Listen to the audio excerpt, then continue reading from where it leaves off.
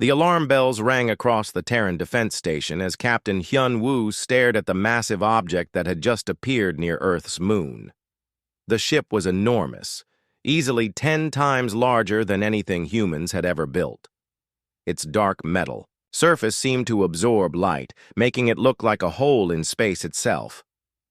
"Sir, we're receiving a transmission," said Communications Officer Jin-ae, her voice tight with nervousness. "It's coming through on all frequencies at once." Hyun-woo nodded. "Put it through the main speakers." The voice that filled the command center was deep and rough, like rocks grinding against each other.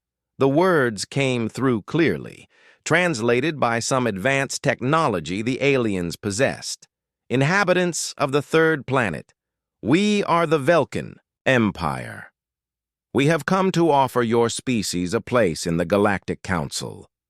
According to ancient law, you must send your strongest warrior to fight our champion. If your warrior wins, you join the council as equals. If your warrior loses, your species becomes our servants. You have one rotation of your planet to decide."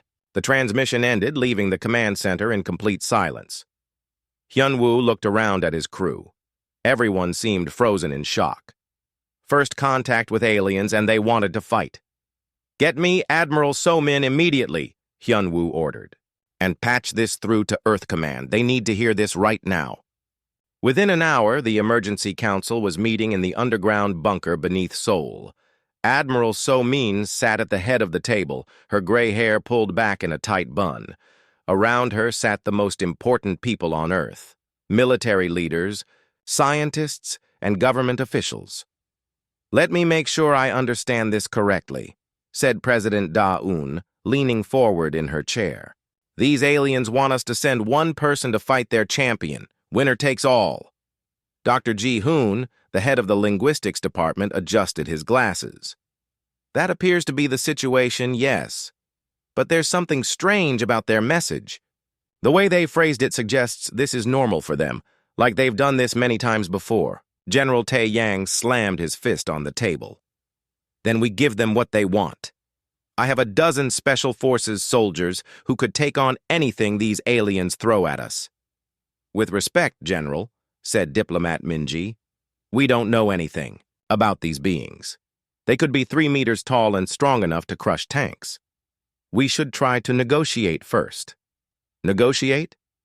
Tae-yang laughed. "They didn't ask for negotiations, they asked for a fight." Admiral So-min held up her hand for silence. "Both of you make valid points. But I think we're missing something important here." She turned to Dr. Bo Ra, the behavioral psychologist. "What do you think about their approach?" Bo Ra had been quiet during the meeting, taking notes on her tablet. "I think they're confused," she said simply. "The way they delivered that message, it sounded almost automatic, like they've said those exact words hundreds of times before." "What do you mean?" asked President Da-eun. "Think about it," Bo Ra continued. "They have technology advanced enough to travel between stars and translate languages instantly. But their first contact protocol is trial by combat. That doesn't match. It's like they never learned any other way to solve problems." Dr. Ji-hoon nodded slowly. "That would explain the strange phrasing. They might not even know that other options exist." "Are you suggesting we try to negotiate with beings who only understand fighting?" asked Minji. "I'm suggesting we try to teach them that other options exist," Bo Ra replied. The room fell silent again. The idea seemed impossible. How do you negotiate? With someone who doesn't understand what negotiation is? Admiral So-min stood up and walked to the large screen showing the alien ship. "Captain Hyun-woo, are they still monitoring our communications?" Hyun-woo's voice came through the speakers. "Yes, Admiral. They seem to be listening to everything we broadcast." "Good. Then they'll hear this." So-min turned back to the group. "We're going to do something that might seem crazy. We're going to ask them to meet with us before any fighting happens." "Admiral," General Tae-yang started to protest. "Hear me out," So-min interrupted. If Dr. Bo-Ra is right and they don't understand negotiation, then our request will confuse them. Confused enemies make mistakes, and if they agree to meet, we might learn something that gives us an advantage. President Da-Yun considered this. What exactly are you proposing? We send a message asking for a meeting to discuss the terms of their challenge. We say we want to understand the rules before we choose our champion. It's not refusing their challenge, just asking for clarification. Dr. Ji-hoon smiled. That's actually brilliant. If they truly don't understand negotiation, they won't see it as a threat. They might agree just because they're curious. And if they refuse, asked Tae-yang, then we're no worse off than we are now, So-min replied. We still have to send someone to fight, but at least we'll have tried. The vote was unanimous. Within an hour, Earth sent its response to the alien ship. Velkan Empire, this is Earth. We understand your challenge and will honor your traditions. However, we request a meeting to discuss the specific rules and conditions of the combat. We want to ensure we choose the most appropriate champion according to your customs. We await your response. The answer came back surprisingly quickly. Inhabitants of Earth, your request is unusual. No species has ever asked for clarification of the challenge. Combat is combat. However, your curiosity is noted. We will send a shuttle to collect representatives for this discussion. You may bring 5 individuals. Any attempt at treachery will result in immediate conquest of your world. Admiral So-min couldn't help but smile. They agreed. They actually agreed. I don't think they know what they just agreed to, said Bo-Ra. 2 hours later, Dr. Ji-hoon stood in the shuttle bay of the space station, wearing his best diplomatic uniform. Beside him stood Captain Hyun-woo, Admiral So-min, Dr. Bo-Ra, and, surprisingly, Diplomat Min-ji. Are you sure about this? Hyun-woo asked. We have no idea what we're walking into. Ji-hoon checked his translation device one more time. No, we don't. But that works both ways. They have no idea what they're dealing with either. The alien shuttle that docked with their station was unlike anything they had ever seen. It moved without any visible engines and made no sound. When the airlock opened, they saw their first alien. The Velkan was massive, nearly 3 meters tall, with thick gray skin that looked like natural armor. Its arms were as thick as tree trunks, and its face was angular and harsh. When it spoke, its voice was even deeper than it had sounded over the radio. I am Commander Veltar. You will come with me to meet High Warrior Corveth. Do not touch anything on our ship. Do not speak unless spoken to. Any aggressive movement will be met with immediate termination. As they walked through the alien ship, the humans tried not to stare. Everything was built for beings much larger and stronger than humans. The corridors were wide enough for 3 Velkans to walk side by side, and the ceiling was high enough that even the tallest human felt small. This is going to be interesting, Ji-hoon whispered to himself. Behind them, Commander Veltar was thinking the same thing, but for very different reasons. In 50,000 years of Velkan expansion, no species had ever asked to discuss a challenge. These humans were either very clever or very stupid. He was looking forward to finding out which. The meeting room on the Velkan ship was enormous. The table alone was large enough to land a small aircraft on, and the chairs were built for beings twice the size of humans. The human delegation sat in specially provided smaller chairs that made them feel like children at an adult's dinner table.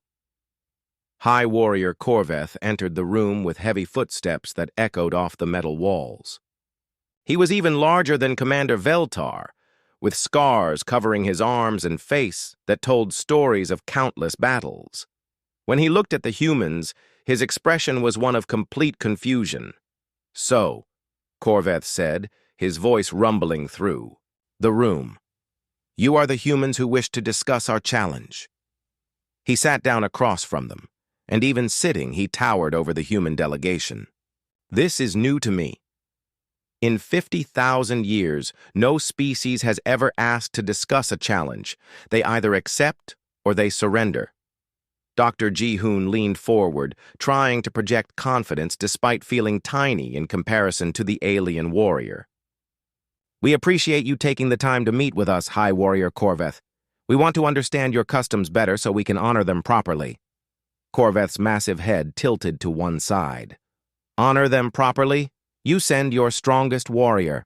They fight our strongest warrior. One wins, one loses. What is there to understand? Admiral So-min spoke up. Well, for example, what weapons are allowed? What are the rules of engagement? Are there any conditions for victory other than death? Death? Corveth looked genuinely surprised. Who spoke of death? The challenge is to determine strength, not to execute the weak. Combat continues until one warrior can no longer fight. Captain Yun-woo felt a small wave of relief. At least they weren't talking about a fight to the death. That's good to know. Are there other ways to determine strength besides physical? Combat? The question seemed to break something in Corveth's mind. He stared at the humans for a long moment, then looked at Commander Veltar as if asking for translation. Other ways? Corveth repeated slowly. Strength is strength. How else? Would you measure it? Dr. Bo-Ra had been watching the aliens' reactions carefully. High Warrior, how do your people settle disputes among yourselves? Combat, Corveth answered immediately. If two Velkans disagree, they fight. The winner is correct. What if the dispute is about something that can't be solved by fighting? Bo-Ra continued. Like how to build a better ship, or which planet to visit next. Corveth looked even more confused. The strongest warrior decides. This is the way. Diplomat Min-ji leaned forward. But what if the strongest warrior doesn't know the answer? What if someone weaker is actually smarter about building ships? Then they are not truly weaker, Corveth said, but his voice had lost some of its certainty. Strength is everything. Intelligence, speed, size, skill. All of these are forms of strength. Dr. Ji-hoon saw an opening. Exactly. So there are different types of strength. Physical strength is just one kind. No, Corveth said firmly. There is only strength and weakness. The strong rule.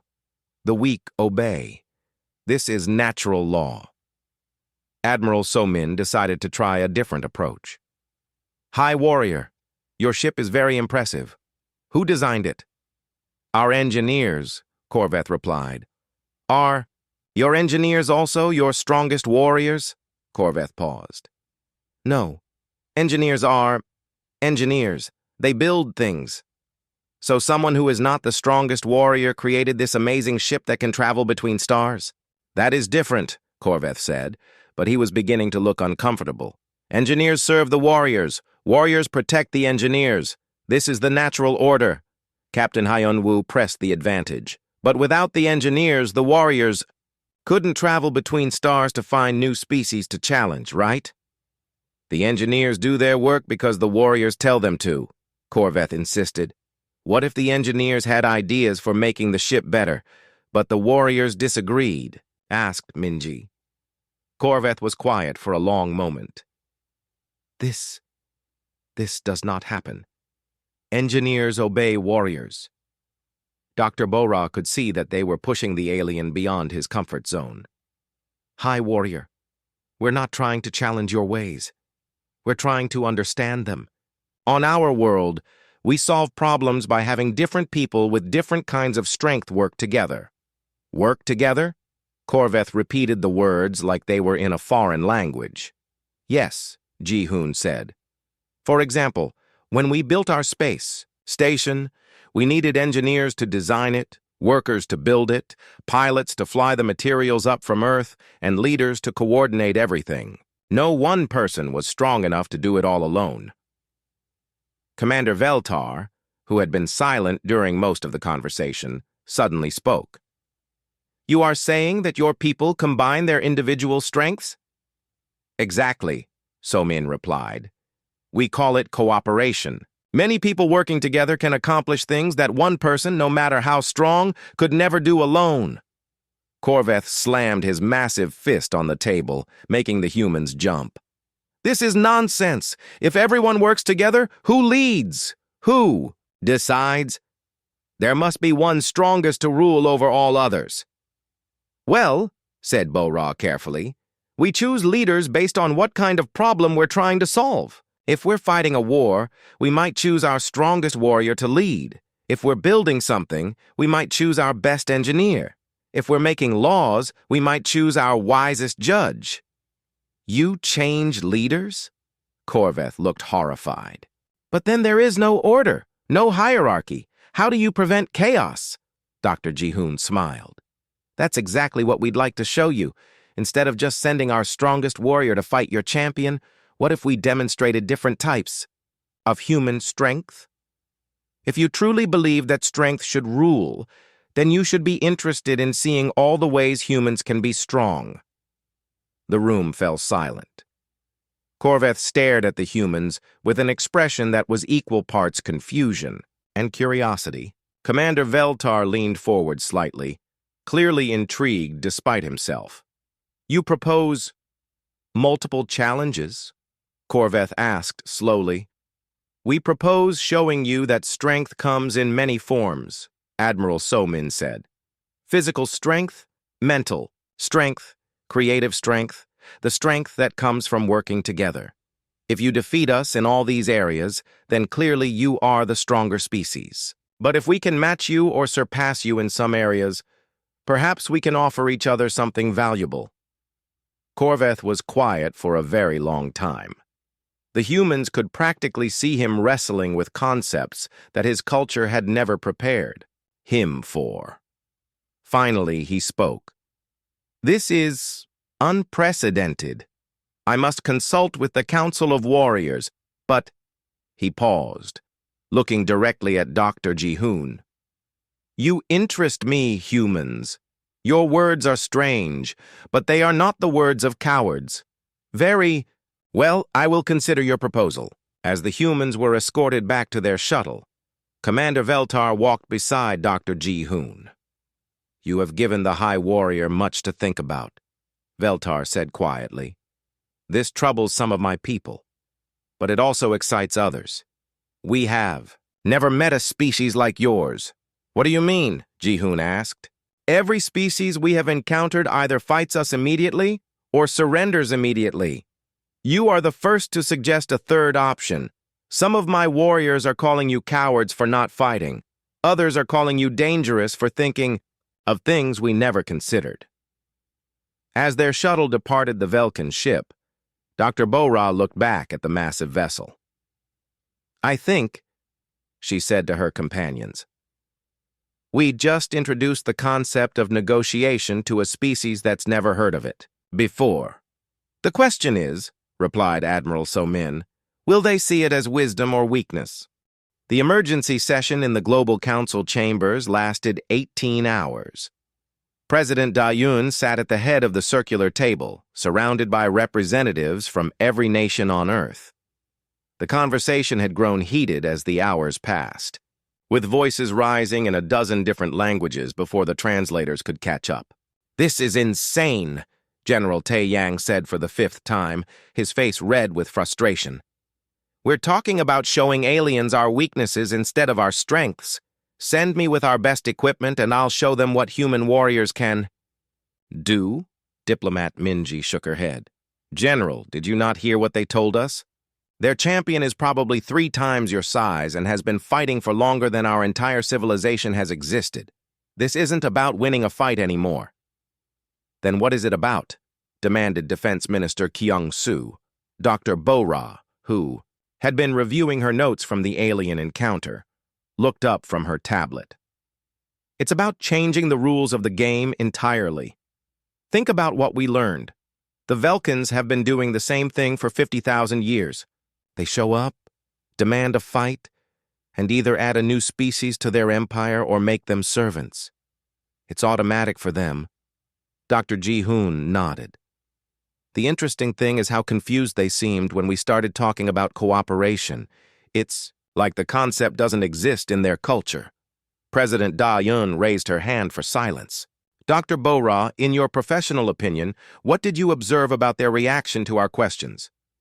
Bora stood and activated the wall display, showing her analysis of the meeting.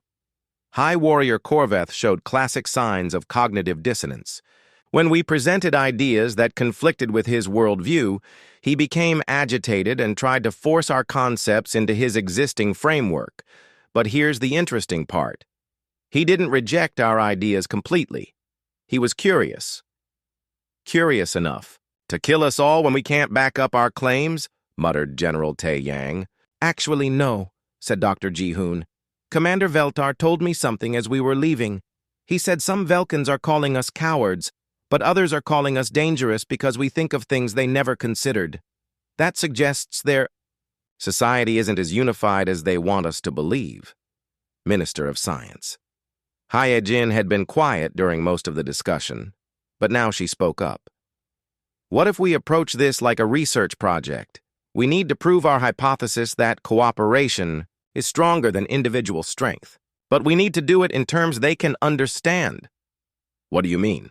Asked President Da-yoon. Hyejin stood and walked to the display.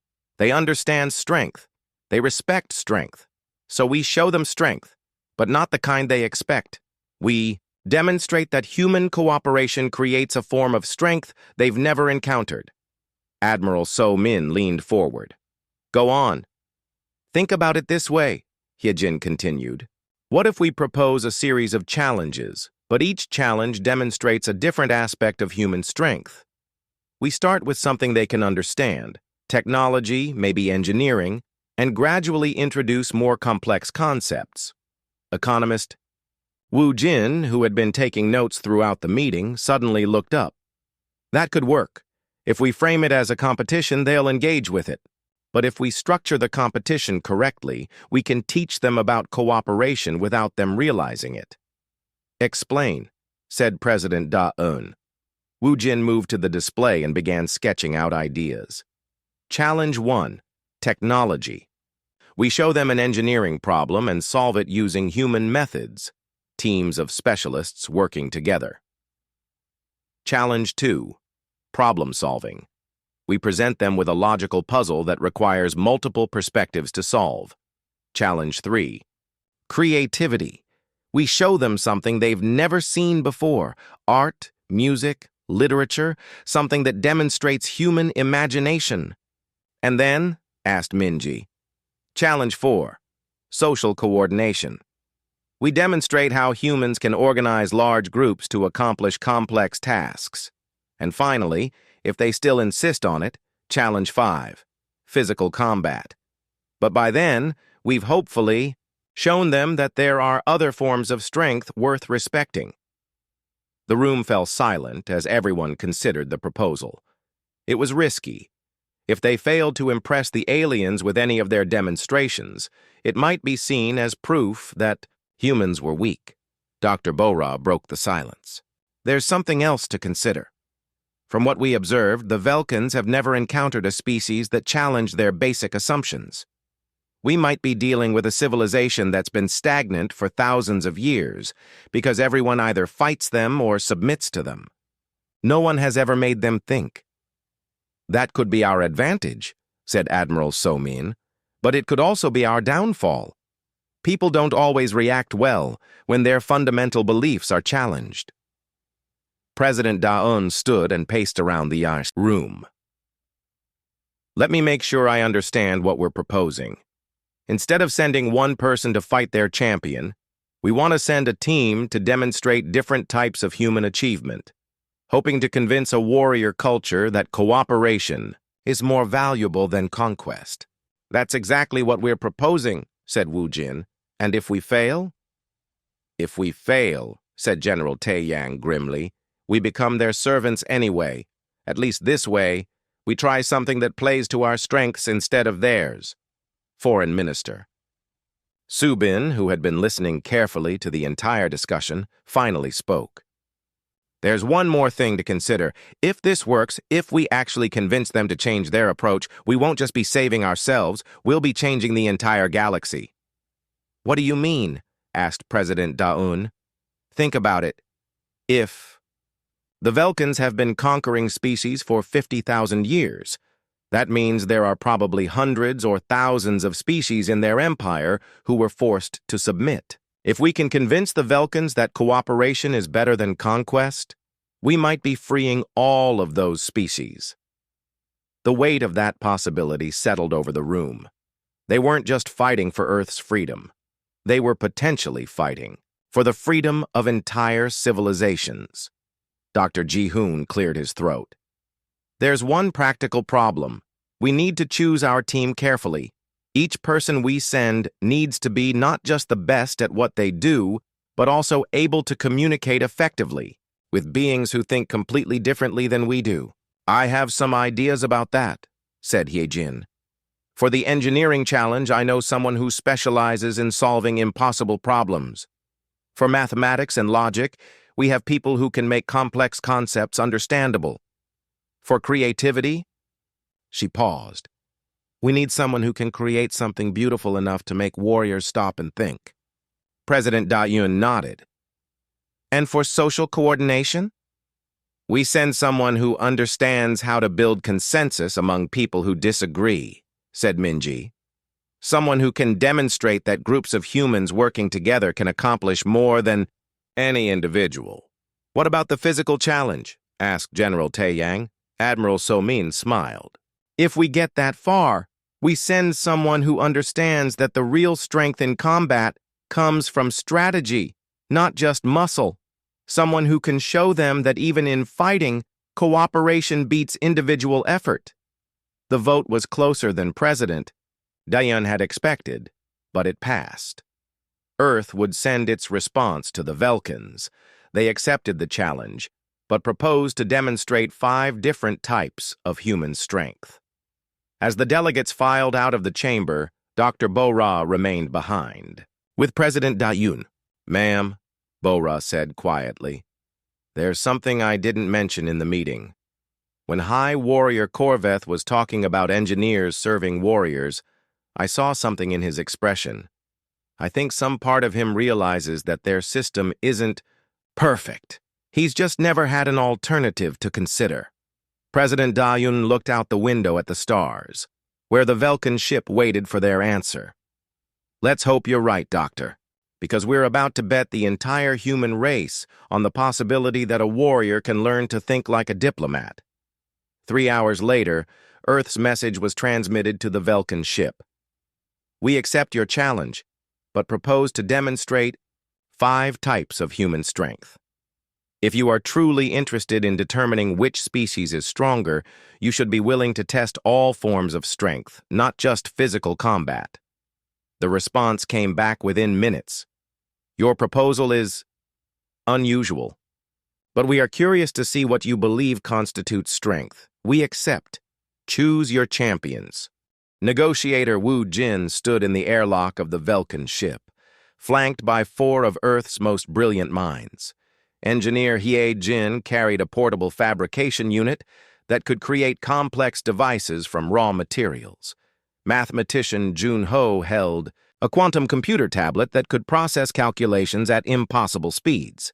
Artist Subin had brought supplies that seemed almost primitive compared to the high-tech equipment around her: paints, brushes, and canvas.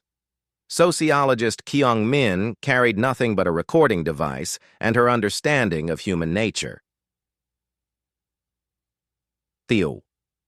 Velkan delegation waiting for them was larger this time. High Warrior Korveth stood in the center, but he was surrounded by other aliens that the humans hadn't seen before. Commander Veltar made the introductions.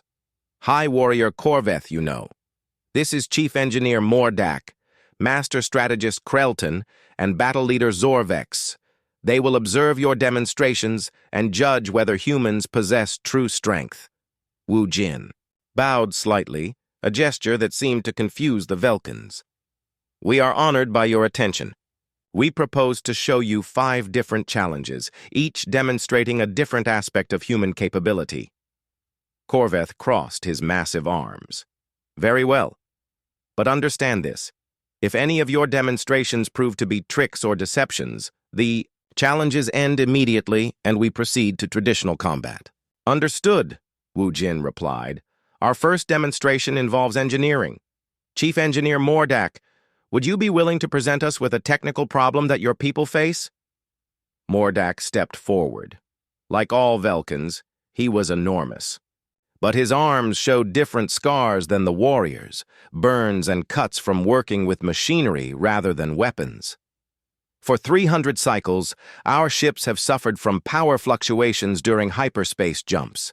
Our engineers have tried everything. The problem persists. Haye Jin stepped forward with her equipment. May I examine one of your power systems? The Velkans led them to an engineering bay where massive conduits carried energy throughout the ship. Haye Jin spent several minutes scanning the equipment with her devices, occasionally asking questions about power loads and jump sequences. I see the problem, she said finally.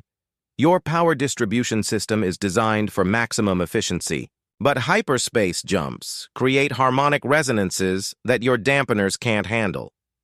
This we know, Mordak rumbled. We have tried better dampeners. They do not work.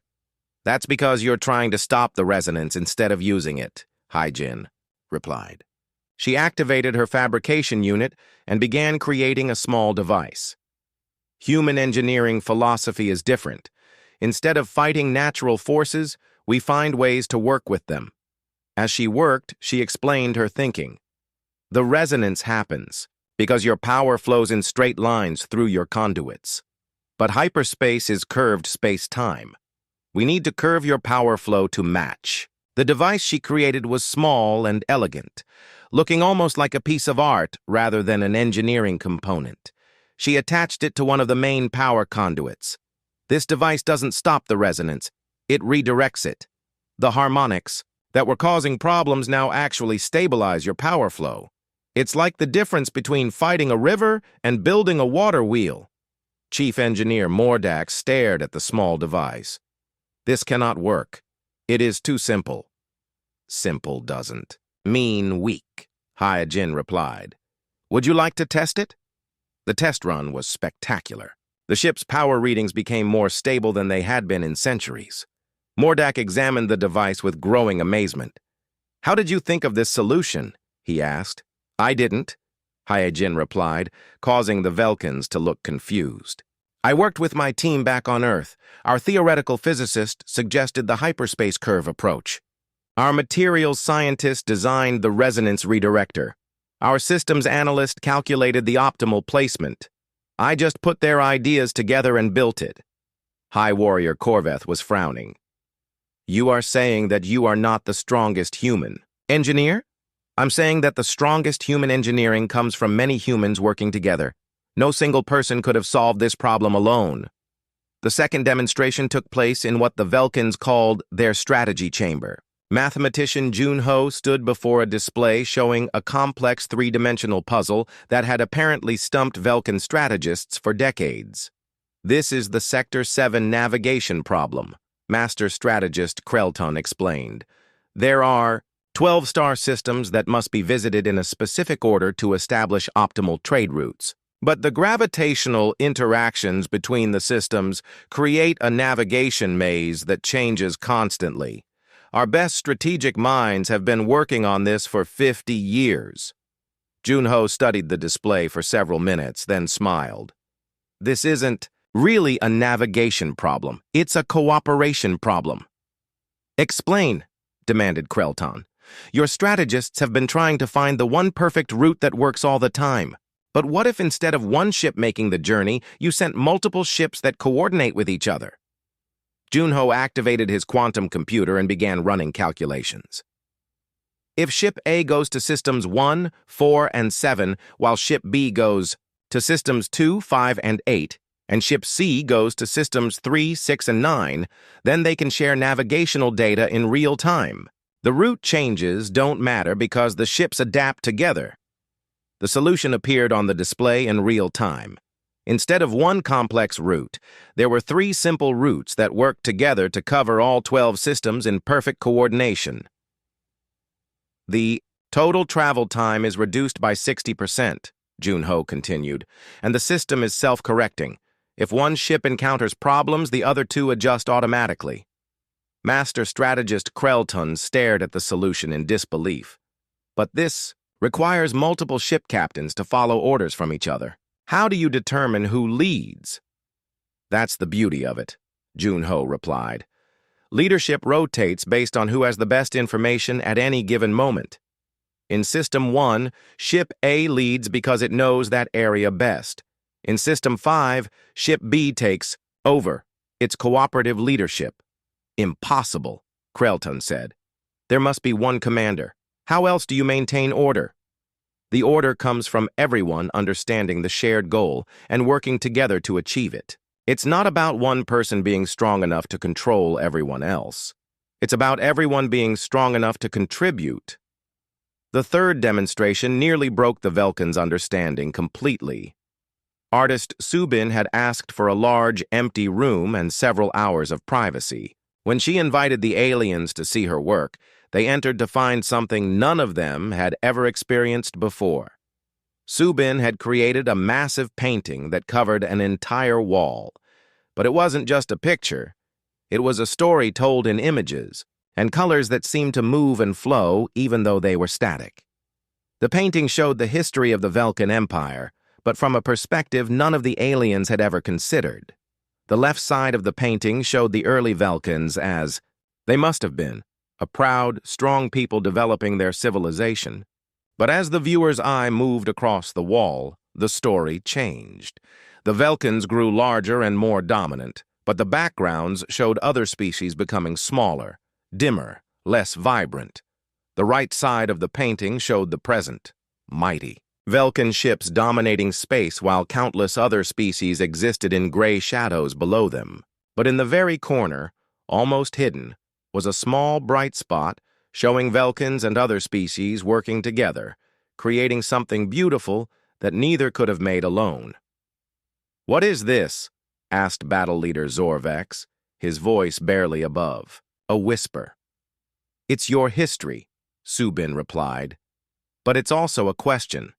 The painting shows what you were, what you are, and what you could become. Art is humanity's way of seeing possibilities that don't exist yet." High Warrior Corveth stood before the painting for a long time, his expression unreadable. "You are showing us our conquered peoples." "I'm showing you your potential allies," Subin corrected. "Every species you've conquered had knowledge, skills, and perspectives that could have made your empire stronger. But because you only understood strength as dominance, you never learned what they could teach you." "They are weak," Zorvex said, but his voice lacked conviction. "They're different," Subin replied. "Difference isn't weakness, it's opportunity. When humans create art, we don't all paint the same picture. Each artist sees the world differently, and that's what makes art powerful. Each species in your empire sees the universe differently, and that could make your empire incredibly powerful if you let them contribute instead of just obey." The fourth demonstration was the most complex yet. Sociologist Kyung-min had requested a meeting with representatives from different levels of Velkin society. Not just warriors, but engineers, workers, and administrators.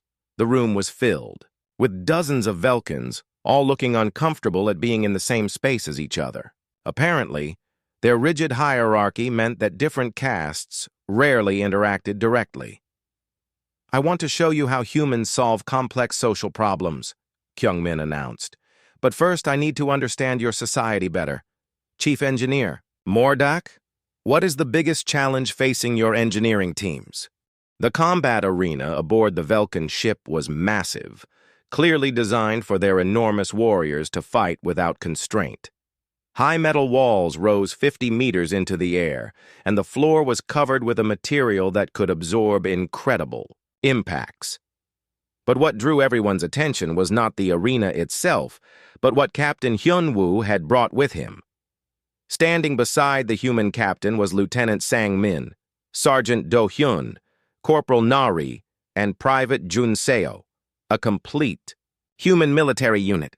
They wore matching tactical gear and moved with the precise coordination that came from years of training together. Battle leader Zorvex stood in the center of the arena, his massive frame making even the large space seem smaller. He was armed with traditional Velkan weapons, a warhammer that looked like it could crush a vehicle and armor that had never been penetrated in 1,000 battles. "This is not the challenge we agreed upon," Zorvex rumbled, looking at the 5 humans. "The tradition is single combat, one warrior against one warrior." Captain Hyun-woo stepped forward. "Battle leader, you said that strength should rule. We believe that our greatest strength in combat comes from fighting as a unit. If you want to test human combat strength, you need to test what makes us strongest." High Warrior Corveth watched from the observation deck with growing confusion. "They send 5 warriors against 1. This seems like cowardice." "Not 5 against 1, Hyun-woo called up to him. 1 unit against 1 warrior. We're not fighting as 5 individuals. We're fighting as one coordinated force. This is not combat." "As we understand it," Zorvex protested. "Exactly," said Lieutenant Sang-min. "This is combat as we understand it. You wanted to see human strength. This is how humans fight when we're at our strongest." The demonstration that followed would be talked about in Velkan military academies for generations to come. The human unit didn't charge Zorvex directly as he expected. Instead, they spread out in a pattern that seemed random, but was actually precisely calculated. Zorvex swung his massive warhammer at Captain Hyun-woo, but the human captain wasn't there anymore. He had rolled aside just as Sergeant Do-hyun appeared behind the Velkan warrior, not to attack, but to force Zorvex to turn. As the alien warrior spun around, Lieutenant Sang-min struck from another angle, again not to damage but to redirect. "What are they doing?" asked Commander Veltar from the observation deck. "They are not truly attacking." Dr. Bo-ra, who had been allowed to observe, smiled. "They're demonstrating something your warrior has never faced before. They're fighting as a single organism with 5 bodies." The humans continued their coordinated movement around Zorvex. Each soldier had a specific role. Hyun-woo drew attention and absorbed attacks, Sang-min controlled positioning, Do-hyun provided distraction, Na-ri looked for openings, and Jun-seo coordinated their timing. They moved like dancers, each step planned and practiced until it was instinctive. Zorvex was beginning to show frustration. Every time he focused on one human, the others would force him to redirect his attention. He couldn't land a solid blow, because his opponents were never where he expected them to be. "This is not honorable combat," Zorvex shouted, swinging his hammer in a wide arc that should have scattered the humans. But the humans had anticipated this move. They flowed around his attack like water around a rock, regrouped instantly, and resumed their coordinated pressure. "Honor has nothing to do with it," Captain Hyun-woo replied, breathing hard but still moving. "This is effectiveness. This is how humans survive against opponents who are bigger and stronger than we are individually." From the observation deck, Engineer Hyejin provided commentary for the confused Velkans. "What you're seeing is applied systems theory. Each human soldier is like a component in a machine. Alone, none of them could defeat your warrior. But working together, they create capabilities that none of them possess individually." "But there must be a leader," insisted Master Strategist Krelton. "Who commands this unit?" "All of them," replied sociologist Kyung-min. "And none of them. They've trained together so extensively that leadership flows naturally based on the situation. Right now, Sergeant Do-hyun is leading because he has the best position to see Zorvex's movements. In 30 seconds, it might be Corporal Na-ri because she'll have the best angle for the next phase of their strategy." The battle continued for 20 minutes, and slowly the Velkans began to understand what they were witnessing. The humans weren't trying to defeat Zorvex through superior strength or speed. They were demonstrating a completely different approach to combat, one based on coordination, adaptability, and shared intelligence. Zorvex was tiring. His massive strength was useless against opponents who refused to meet him head-on. Every swing of his hammer was anticipated and avoided. Every charge was redirected and neutralized. He was fighting 5 bodies controlled by one tactical mind. Enough! Zorvex finally shouted, lowering his weapon. I cannot defeat enemies who will not stand and fight. But that's exactly the point, said Captain Hyunwoo, calling his unit to attention. You can't defeat us because we're not fighting the way you expect us to fight. We're using our strengths instead of trying to match your strengths. High Warrior Corveth jumped down into the arena, his massive form landing with a thunderous impact. You have proven something, he admitted grudgingly, but I do not understand what you have proven. Dr. Bora stepped forward. High Warrior, may I ask you a question? In your military history, have you ever faced an enemy that you couldn't defeat through superior strength? Corveth thought for a moment. There was the Crystalline Collective. Their individual warriors were weak, but they seemed to think as one mind. We eventually conquered them, but it took longer than any previous campaign. How did you finally defeat them? We destroyed their communication networks. Once they could not coordinate, they fell easily. So you recognize that their coordination made them stronger than their individual capabilities suggested? Yes, but they were weak creatures using tricks to compensate for their weakness. Mathematician Junho spoke up. But what if coordination isn't a compensation for weakness? What if it's actually a form of strength that's more powerful than individual prowess? The Velkans fell silent.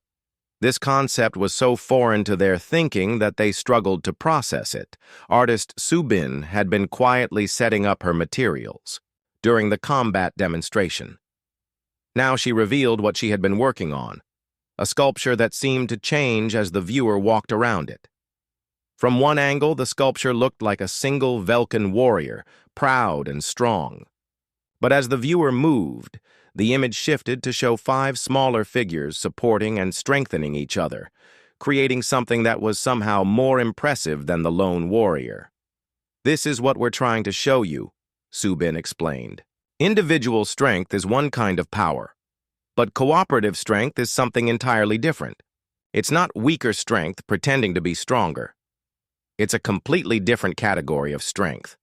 Commander Veltar had been unusually quiet during the demonstrations. Now he spoke up. What you show us is troubling. If what you say is true, then our entire understanding of strength and weakness is incomplete. Not incomplete, said negotiator Wu Jin. Just limited. You've mastered one form of strength, individual dominance. But there are other forms of strength that you've never explored because your system doesn't allow for them. What do you mean? Asked Corveth. Your rigid hierarchy prevents the kind of cooperation we've demonstrated. Engineers can't work directly with miners because warriors must control all communication. Individual warriors can't develop coordinated tactics because that would require some warriors to follow others as equals. Your strength comes from individual dominance, but that same dominance prevents you from accessing cooperative strength. The implications of this statement hung in the air like a challenge. The Velkans were beginning to realize that the humans weren't just demonstrating different techniques, they were revealing fundamental limitations in Velkan society itself. Engineer Mordak was the first to speak. You are suggesting that our system makes us weaker than we could be? We're suggesting that every system has advantages and disadvantages, replied sociologist Kyung Min. Your system creates incredibly strong individual warriors and a clear chain of command, but it also prevents the kind of cooperation that could make your entire civilization stronger. Impossible, said battle leader Zorvex. Our empire spans thousands of worlds. We are clearly strong. You're strong at conquest, agreed Captain Hyunwoo. But what have you built? What have you created? What problems have you solved that couldn't be solved by fighting? The question hit harder than any physical blow. For the first time in their recorded history, the Velkans were forced to consider that their greatest strength might also be their greatest limitation. High Warrior, Corveth looked around at his subordinates, seeing uncertainty in their faces that had never been there before. You have given us much to consider, humans. But consideration is not acceptance.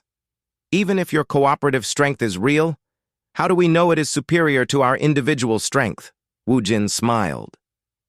High Warrior, what if we could show you a situation where both forms of strength could be tested directly? A challenge that requires both individual prowess and cooperative coordination? The simulation chamber aboard the Velkin flagship was a technological marvel that could create any environment imaginable. High Warrior Corveth stood beside Captain Yunwu as Engineer Mordak activated the system, creating a scenario that had been plaguing Velkin military planners for decades. This is the Omega Station scenario, Mordak explained, as the chamber filled with a three-dimensional representation of a massive space station surrounded by debris fields and energy storms. It is a derelict research facility that contains technology we need, but it is protected by automated defense systems that adapt to any attack. No single warrior has ever penetrated its defenses. The simulated station rotated slowly in the center of the chamber, its dark metal surface crackling with defensive energy. Weapon platforms extended from its hull like thorns, each one tracking different potential threats. The station's artificial intelligence learns from every assault, continued Mordak. Physical attacks are analyzed and countered. Electronic intrusion attempts are traced and blocked. It has defeated 17 different Velkin assault teams over the past 50 years. Captain Hyun Woo studied the station with his team. Lieutenant Sang Min, engineer specialist Hae Won, communications expert Young Soo, and systems analyst Mi Jung. What kind of technology is inside that's worth this much effort? Commander Veltar answered from the observation area. Medical technology that could extend Velkin lifespans by centuries. Agricultural systems that could feed entire worlds with minimal resources. Manufacturing processes that could build starships in days instead of years. The original research civilization that created this station was highly advanced before they disappeared. Disappeared how? Asked Hae Won. Unknown. When we arrived in their system, we found only this station and evidence of a once great civilization. No survivors, no explanation. Just advanced technology locked behind defenses we cannot break. Dr. Bora, watching from the observation deck, leaned forward with interest. High Warrior, how many species have you encountered that were more advanced than the Velkins? Corveth shifted uncomfortably. Very few. Most species we encounter are primitive, compared to our technology. But some were more advanced. Some. Like the creators of this station. Like the crystalline collective I mentioned earlier. Like the ethereal minds of the Vega system. What happened to those species?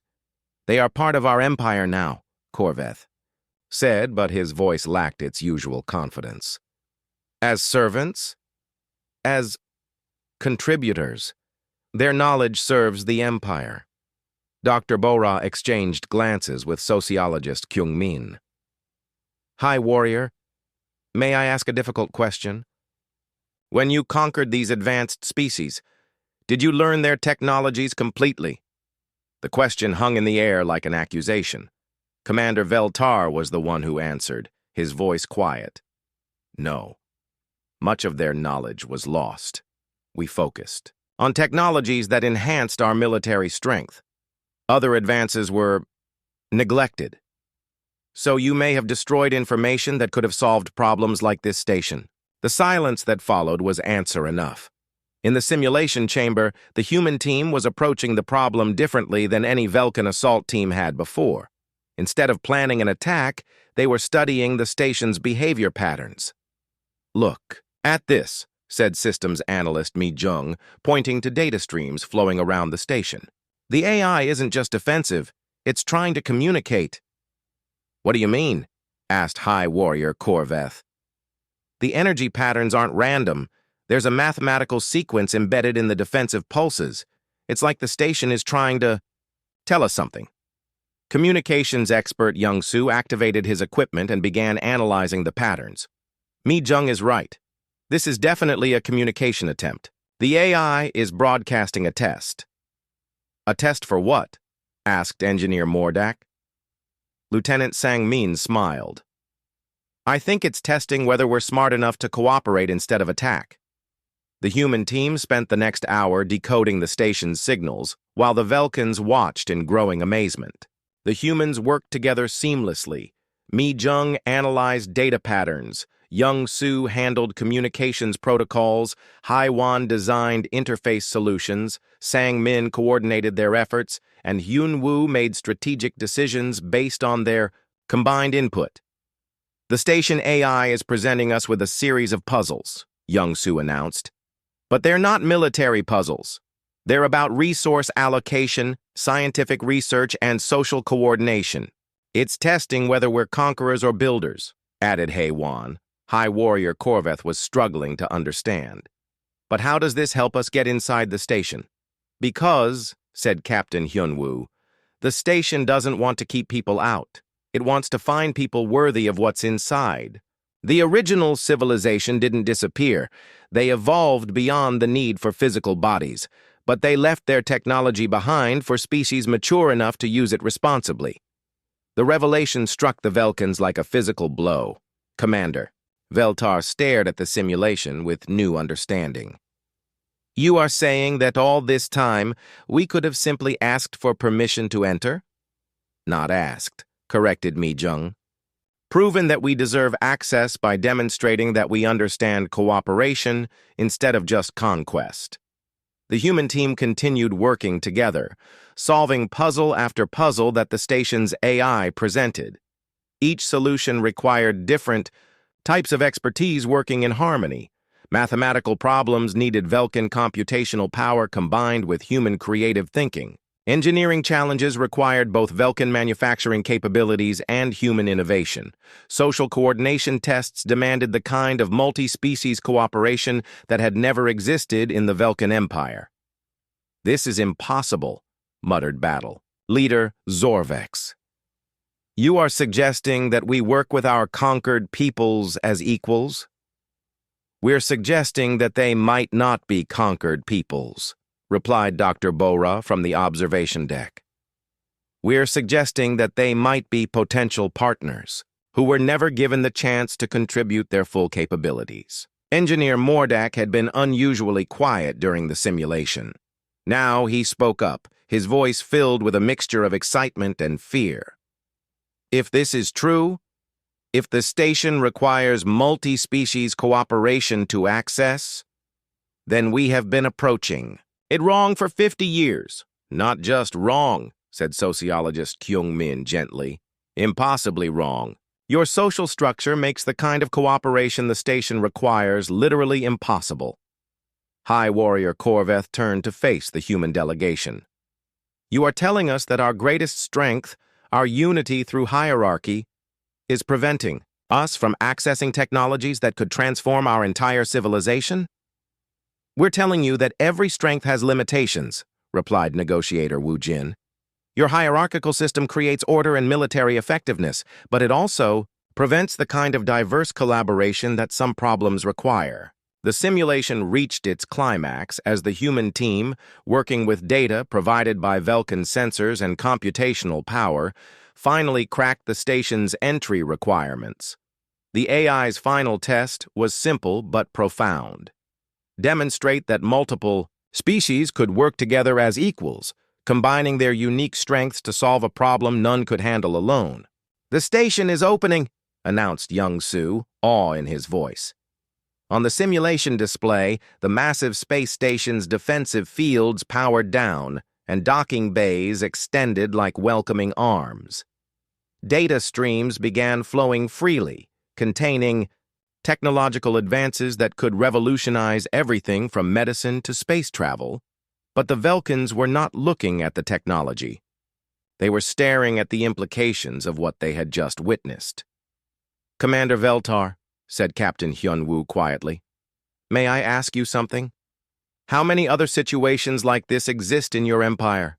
How many problems that could be solved? If different species were allowed to work together as equals? Veltar's answer was barely audible. Hundreds, maybe thousands. The mining efficiency problems we demonstrated, added Engineer Hee-jin. The navigation challenges we solved. The resource allocation issues, How many of those exist across your empire? All of them, admitted Engineer Mordak. Every world we govern faces similar challenges, but we have always relied on Velkan solutions imposed through Velkan authority.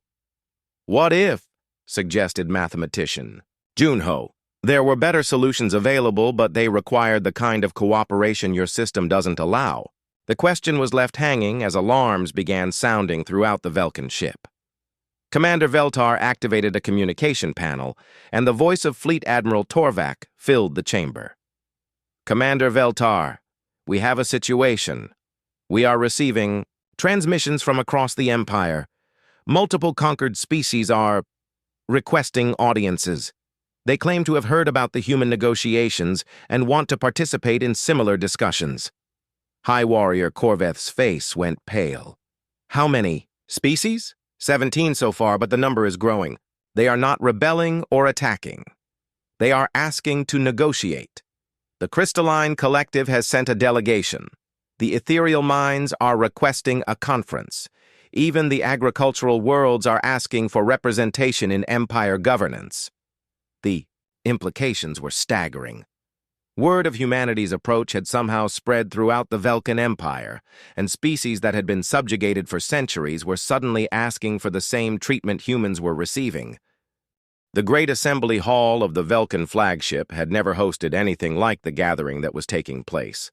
Representatives from dozens of species filled the massive chamber, many meeting face-to-face for the first time in centuries. The air hummed with translation devices working overtime to convert dozens of different languages into something resembling understanding. High Warrior Corveth stood at the center of it all, looking like a mountain surrounded by a sea of alien faces. To his right stood the human delegation, still small in number but somehow commanding attention far beyond their size. To his left stood his own officers, many of whom looked as confused as their leader. The Crystalline Collective had sent 3 representatives whose bodies were living crystal formations that sang when they communicated. The ethereal minds appeared as shimmering energy patterns that spoke directly into everyone's thoughts. The agricultural worlds had sent Ambassador Yelnara, a Velkan who had been governing those worlds for decades and looked increasingly uncomfortable as the meeting progressed. "This is chaos," muttered Battle Leader Zorvex. "How can any decisions be made with so many voices speaking at once?" Dr. Bora, who had been observing the interactions carefully, leaned over to him. "Battle Leader, what you're seeing isn't chaos. It's democracy in action. These species are learning to participate in their own governance for the first time in generations. But who leads? Who has final authority?" "That's what they're trying to figure out," replied sociologist Kyung Min. "And that's exactly the point. Instead of having authority imposed on them, they're creating systems where authority is shared based on expertise and agreement." The first speaker was crystalline harmony singer Veltos, whose words came through the translators as musical chimes. "For 300 cycles, our people have provided computational services to the Empire. Our crystalline matrices can process data at speeds impossible for biological minds. But we have never been consulted about what calculations to perform or how our results are used." Engineer Mordak shifted uncomfortably. "Your people provide computational services because that is your strength. Warriors provide protection. Engineers provide construction. Crystallines provide calculation. This is natural order. But what if our calculations could solve problems you haven't even thought to ask about?" responded Veltos. "What if we could optimize not just individual systems, but the relationships between systems across entire sectors of the Empire?" The question hung in the air like a challenge. Commander Veltar looked at the crystalline representative with new interest. "What kind of optimizations?" "Resource flows that could increase agricultural output by 40% while reducing environmental damage. Transportation networks that could cut travel time between worlds by half. Communication systems that could connect every species in the Empire in real time.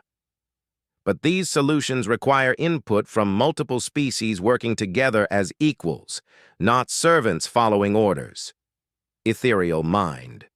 Castra spoke next, its words appearing directly in everyone's thoughts. The crystalline. Collective speaks truth. Our own people possess knowledge of energy manipulation that could revolutionize your power systems. But this knowledge cannot be shared through hierarchical command structures. It requires collaborative research between minds that respect each other as equals. High Warrior Corveth was beginning to look overwhelmed. You are all saying that the current system prevents you from contributing your full capabilities? We're saying more than that, replied Ambassador Yelnara, her Velkin features sharp with years of frustration. We're saying that the current system is actively wasteful. I've been governing the agricultural worlds for 30 years, and I've watched incredible opportunities lost because local species weren't allowed to contribute their expertise to agricultural planning. Explain, demanded Corveth. The soil tenders of Kepler 442 understand soil chemistry at a molecular level. They could increase crop yields by orders of magnitude if they were allowed to work directly with our agricultural engineers. The weather readers of Proxima can predict climate patterns with 98% accuracy over decade-long periods. They could prevent famines and maximize growing seasons if their knowledge was integrated into our planning. But they do. Provide this knowledge, protested Zorvex. They report to you, you report to the regional commanders, the commanders report to the Strategic Council. By the time their knowledge filters through 5 levels of hierarchy, it's either outdated or misinterpreted, Yelnara replied. And because they're not consulted about implementation, their insights are often ignored entirely. Captain Hyunwoo had been listening to the exchange with growing understanding. High Warrior, what we're seeing here is the difference between extraction and collaboration. Your current system extracts value from conquered species, their labor, their resources, their basic knowledge. But collaboration would allow you to create new value that doesn't exist yet. What do you mean by new value? Asked Engineer Mordak. Mathematician Junho stepped forward with his quantum computer tablet. Let me show you something. We've been running calculations based on the capabilities described by the species representatives here. If the crystalline collective's computational power was combined with the ethereal mind's energy manipulation knowledge and the agricultural world's biological expertise, you could create technologies that none of these groups could develop alone. The display showed theoretical projections that made even the Velkins gasp. Starships that could travel at speeds approaching light speed, terraforming techniques that could make barren worlds habitable in decades instead of centuries, medical technologies that could extend lifespans across multiple species. These projections assume full collaboration, Junho continued, each species contributing their unique strengths while learning from others, but they also assume that all species are treated as equals in the research process. Impossible, said battle leader Zorvex. There must be hierarchy. There must be order. Without clear authority, there is chaos. But what if authority was based on expertise rather than conquest, suggested Engineer Haye-jin. What if the Crystalline Collective led computational projects because they're the best at computation? What if the weather readers led climate modification projects because they understand weather systems better than anyone else? What if, added sociologist Kyung-min, the Velkins led military defense projects because that's where your expertise lies, while other species led projects in their areas of strength? The concept was so foreign to Velkin, thinking that several warriors actually stepped backward. Lead some projects while following others? Share authority based on knowledge rather than strength? Commander Veltar had been unusually quiet during the discussion. Now he spoke, his voice heavy with thought. There is precedent for this. When I was a young warrior, I served under Admiral Kethvar during the siege of Titan VII. The Admiral was not the strongest warrior in the fleet, but he was the most skilled strategist. Even warriors stronger than him followed his orders because his strategic knowledge made the entire fleet more effective. But that was still hierarchy, protested Zorvex. The Admiral commanded, others obeyed. Was it? Veltar asked. Or was it cooperation? The admiral provided strategy, the ship captains provided tactical expertise, the engineers provided technical solutions, the communications officers provided coordination. Each person contributed their strengths to a shared goal. High Warrior. Corveth was staring at his second-in-command with something approaching shock. Commander, you are suggesting that our military already practices a form of cooperation. I'm suggesting that our most successful military operations have always involved different specialists working together, each contributing their unique capabilities. The difference is that we've never extended this principle beyond our own species. The implications of this observation rippled through the assembled representatives. If the Velkans already understood cooperation within their own military structure, the leap to interspecies cooperation was smaller than anyone had realized. Crystalline. Harmony singer Veltos chimed softly. Commander Veltar speaks wisdom. Our computational analyses suggest that the Velkan military succeeds not because of individual strength, but because of coordinated application of diverse capabilities. Ethereal mind Castra added its thoughts. The energy patterns we observe in successful Velkan operations show cooperation signatures similar to those we have observed in human military demonstrations. Ambassador Yelnara smiled grimly. So the Velkans have been practicing limited cooperation for millennia, but never realized it because they conceptualized it as hierarchy instead of partnership. The realization was spreading through the Velkan leadership like a slow earthquake. Their greatest military successes had involved exactly the kind of cooperation they were now being asked to extend to other species. But not all Velkans were ready to accept this interpretation. War Master Cronus, who had been silent throughout most of the proceedings, suddenly stepped forward. His massive frame radiated the kind of primal authority that had built the Velkan Empire. 6 months later, the first Galactic Cooperation Summit was held not on the Velkan flagship, but on a neutral space station constructed specifically for the occasion. The station itself was a marvel of interspecies engineering, Velkan structural. Frameworks supported crystalline computational cores, powered by ethereal energy systems and managed by human coordination protocols. Ambassador Na Young stood in the main conference hall, watching representatives from over 200 species take their seats around the circular discussion floor. The human delegation had grown to include experts from every field, but they were no longer the center of attention. That role now belonged to the collective effort of species working together to solve galactic-scale challenges. High Warrior Corveth, who now carried the title of Defense Coordinator, approached the human ambassador. The massive Velkan looked different somehow. His bearing was still authoritative, but it carried less of the rigid dominance that had once defined his people. Ambassador Na Young, he said, his voice carrying a warmth that would have been impossible. 6 months ago, I wanted to personally thank you for what your species has accomplished. Defense Coordinator, Na Young replied with a slight bow. We accomplished it together. That was rather the point. Corveth's laugh was a deep rumble that would have terrified most species a year ago. Indeed, though I must admit the transition has not been smooth. That was an understatement. The transformation of the Velkan Empire into the Galactic Cooperation Network had been the largest social change in recorded galactic history. Entire governmental structures had been rebuilt. Military hierarchies had been reorganized around cooperative principles. Economic systems had been revolutionized to account for the contributions of hundreds of previously marginalized species.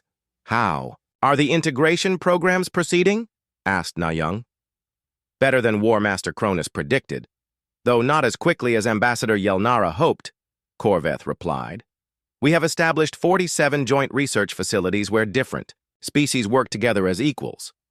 Agricultural output across the network has increased by an average of 80%. Our new ship designs, created through interspecies collaboration, are twice as efficient as the old Velkan models. And the resistance movements? Corvet's expression darkened slightly. There are still some traditionalist factions who believe that cooperation makes us weak.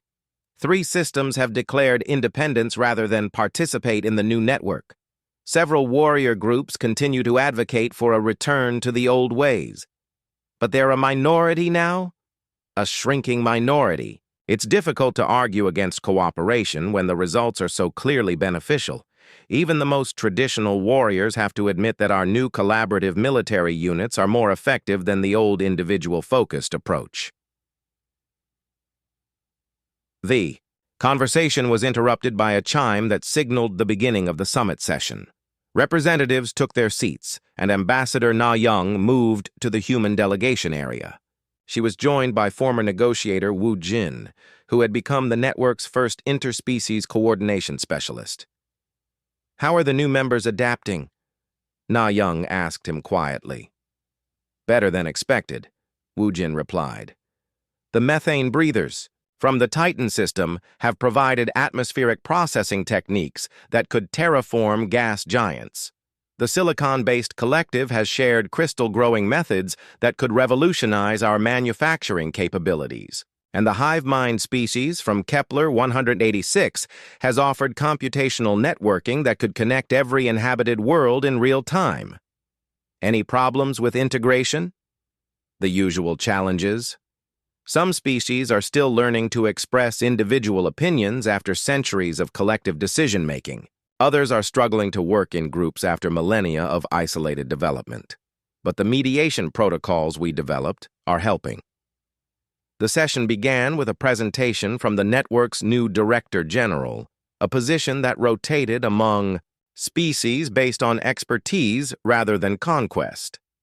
This month's director was Crystalline Harmony singer Veltos, whose computational abilities made them ideal for coordinating complex multi-species projects. "Fellow beings of the network," Veltos chimed, their crystalline body resonating with harmonic frequencies that the translation systems converted into words. "We gather today to address our greatest challenge yet, first contact with extragalactic civilizations." The announcement sent a ripple of excitement through the assembly. For months, the network's deep space monitoring stations had been detecting signals from beyond their galaxy that suggested the presence of other advanced civilizations. Our preliminary analysis suggests that these extragalactic civilizations are significantly more advanced than our own, Veltos continued. However, their initial communications follow patterns similar to the old Velkan Empire. They appear to be conquest-focused rather than cooperation-oriented. Defense Coordinator Corveth stood to address the assembly. "Our military analysis indicates that these civilizations possess technology beyond our current capabilities. If they prove hostile, even our combined defensive capabilities may be insufficient to repel an invasion." The implications were sobering. The network had barely finished transforming from empire to cooperative alliance, and now they faced the possibility of external threats that could destroy everything they had built. Ambassador Na Young requested permission to speak. "Director General, Defense Coordinator, fellow representatives, I believe we're approaching this challenge from the wrong perspective." "Explain," requested Veltos. 6 months ago, Earth faced a similar situation. The Velkan Empire was more advanced than us, more powerful, and operated on principles completely different from our own.